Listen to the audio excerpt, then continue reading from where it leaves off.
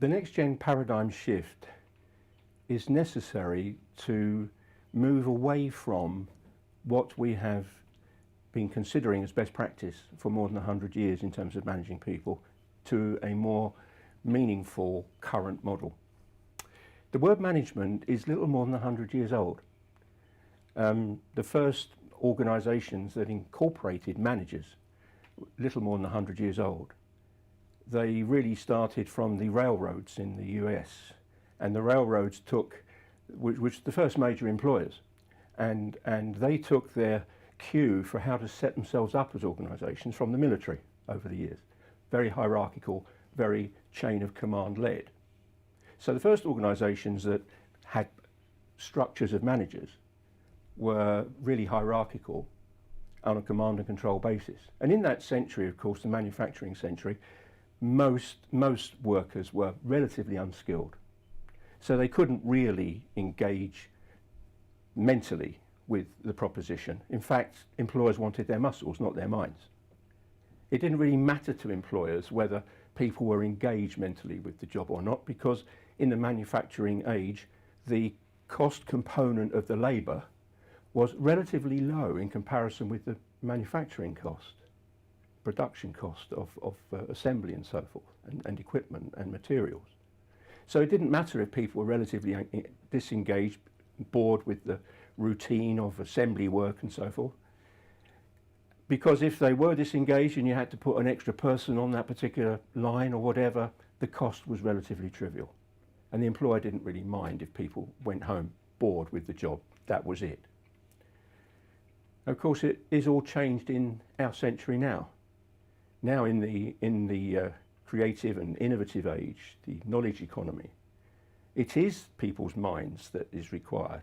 It is their engagement, it is their mental ingenuity, their innovation, their creativity that is required, not so much the muscles anymore. But we're still managing people on that old paradigm, the command and control paradigm, generally speaking. And as a result, we're not getting the best out of people. The way we manage people hasn't kept at pace with the change of society and so forth. And it's not difficult to see why, because once you have a culture in an organisation, a management culture, it becomes a hand-me-down model. You tend to follow the behaviours and attitudes of the managers you had when you first joined the workplace. So when you become a manager, you follow the norms and behavioural norms and attitudes that they would have. And if you spent 30 years climbing a greasy pole in a hierarchy of a major organisation, then you don't really want to give that up to people below you. You don't want to share that necessarily. So it creates, if you like, a selfish approach to the role of being a manager.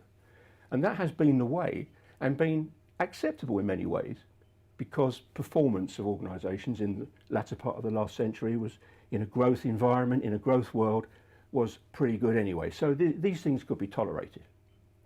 But now we have real productivity issues in the UK. We have significant underperformance of organisations, and we need to get the best out of people.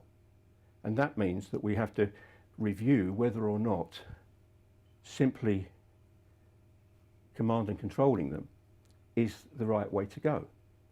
And what we know is that the research is now showing that there are at least 3 powerful drivers that are bringing about change. The first driver is the Facebook generation. The Facebook generation is joining the workplace with a whole range of expectations which are based on their web experiences. And in those communities, there is no hierarchy. Position doesn't count. It's what your contribution is that counts. You have freedom of expression of any idea. You can contribute in any way. And yet when they join the workplace, they may find a bureaucratic 19th or 20th century hierarchy in place that prevents them from making any contribution. So managers would need to recognise the change there in the way that they manage younger people. The second driver that's bringing about change is the fact that in the knowledge economy, labour is the most expensive component of the business model. In the manufacturing age, it was one of the lowest cost elements. Today, most Organisations would find that their labour, their salary costs, their staff costs, their employee costs would be at least 50% of their total cost. This is something you cannot ignore anymore. Low engagement, low productivity is making a huge financial difference to the organisation. And of course, the third thing is the global competition and global change that is everywhere. That is meaning that you can no longer get away with inferior, substandard products. You have to be providing the best and the most innovative, the most creative product set. And again, you need to engage the hearts and minds of your people to do that. So a paradigm shift is called for. And what we did was to analyse all the research projects that had been conducted about engagement going back a number of years, and over a 2-year window in 2007 and 2008, we identified 6 key drivers of engagement, 6 key emotional drivers or innate needs that we all have that previously had tended to be overlooked by managers. Caring about people, about giving them a sense of value and appreciation, being honest and fair in your dealing with people, equal opportunities and so forth. Open communication, both ways, not just sharing information on a need-to-know basis, but free information being imparted two-way, encouraging trust that way.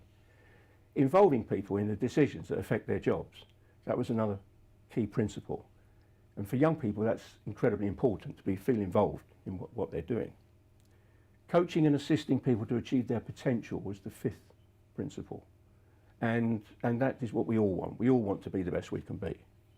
And the final one is ethical practice. Increasingly, that's important to young people and the workforce in general to feel that they can trust their senior teams to do what is right, not just for them, but for the customers, for the population in general.